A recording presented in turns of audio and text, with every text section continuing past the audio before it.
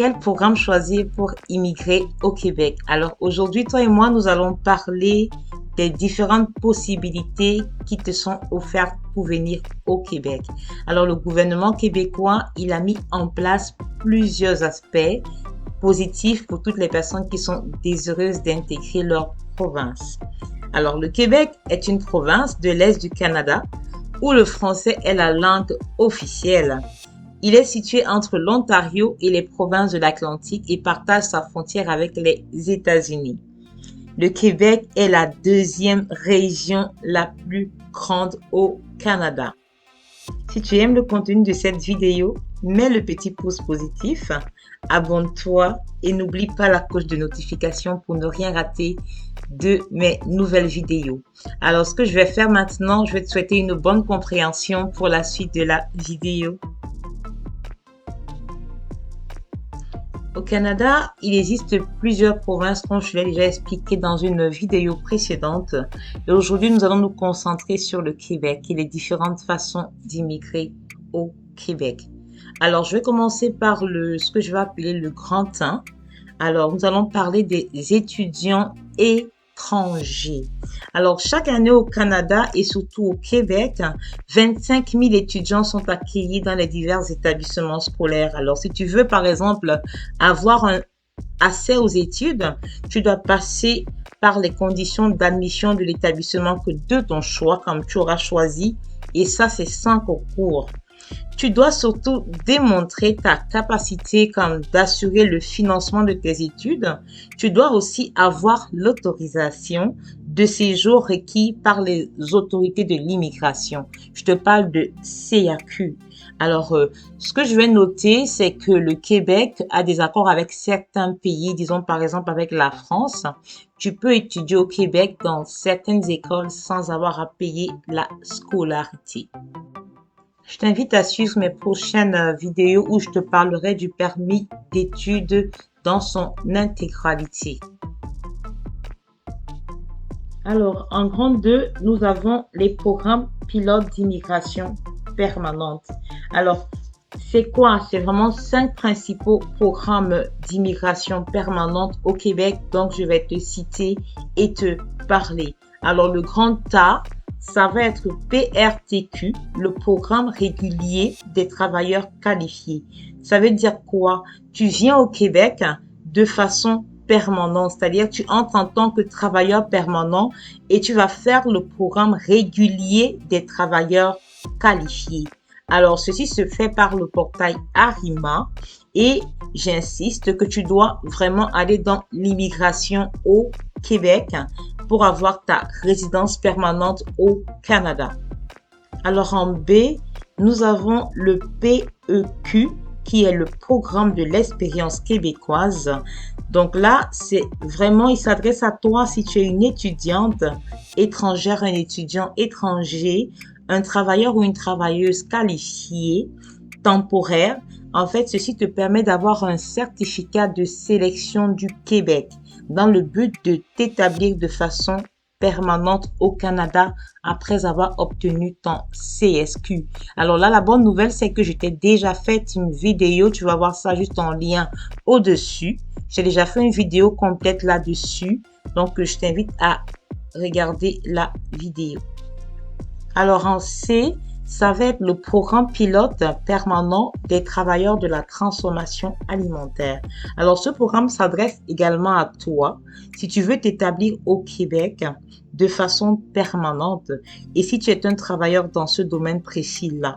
C'est vraiment un programme qui est tout jeune, qui est entré en vigueur le 24 mars 2021 et il prendra fin le 1er janvier 2026. Alors, en D, on a le programme pilote d'immigration permanente des préposés aux bénéficiaires. Il est tout jeune également, ce programme. Alors lui, il va prendre fin le 1er janvier 2026. Il a été mis en place le 31 mars 2021. Il te permet également de t'établir au Québec de façon permanente si tu fais partie des personnes préposées aux bénéficiaires. Alors, je termine avec le grand D pour cette session. Alors, on a le programme pilote d'immigration permanente des travailleurs de l'intelligence artificielle, des technologies de l'information et des effets visuels.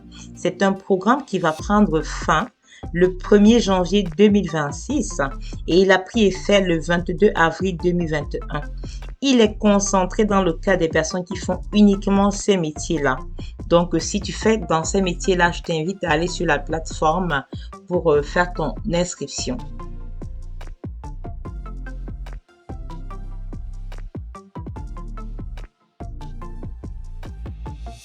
Alors, en troisième lieu dans la liste des possibilités de se rendre au Québec de façon permanente, on a les travailleurs temporaires.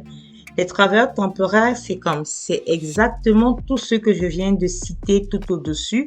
Ils peuvent être un étudiant qui finit après, devient un travailleur et puis après demande son CSQ et puis après obtient sa résidence permanente.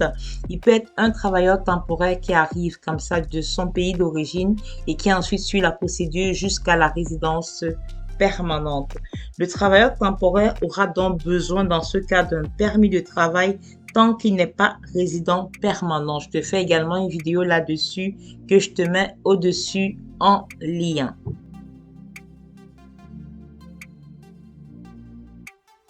Alors, je vais continuer avec les gens d'affaires. Si tu es travailleur d'affaires et tu veux venir au Québec, tu veux faire pour y faire des affaires, je vais dire ça comme ça. Il y a plein de parcours qui te sont proposés. Donc, on parlera que tu es un investisseur ou un travailleur autonome ou alors que tu es un entrepreneur.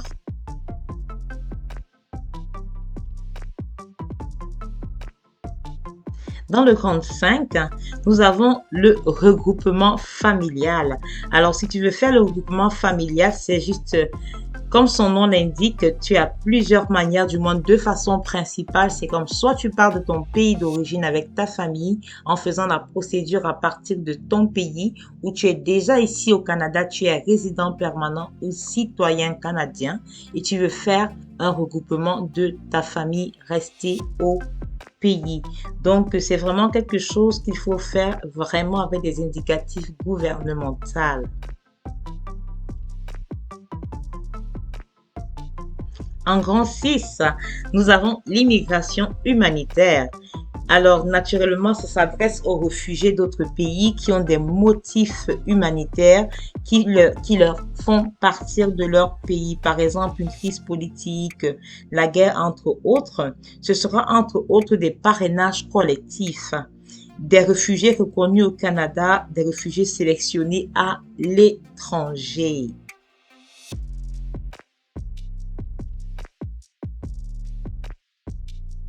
Et je vais finir ce volet avec le grand 7, qui est le service aux entreprises. Alors, le gouvernement québécois propose aux entreprises un accompagnement dans le sens d'embaucher un travailleur étranger, par exemple. Donc, si tu as une entreprise au Québec, allez, toi, je t'invite à suivre ce programme-là.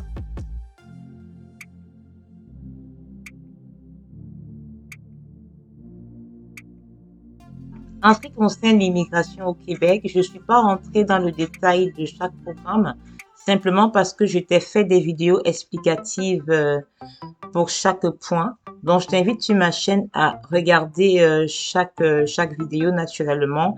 Alors, sur ce, je te dis à bientôt et merci d'avoir regardé cette vidéo.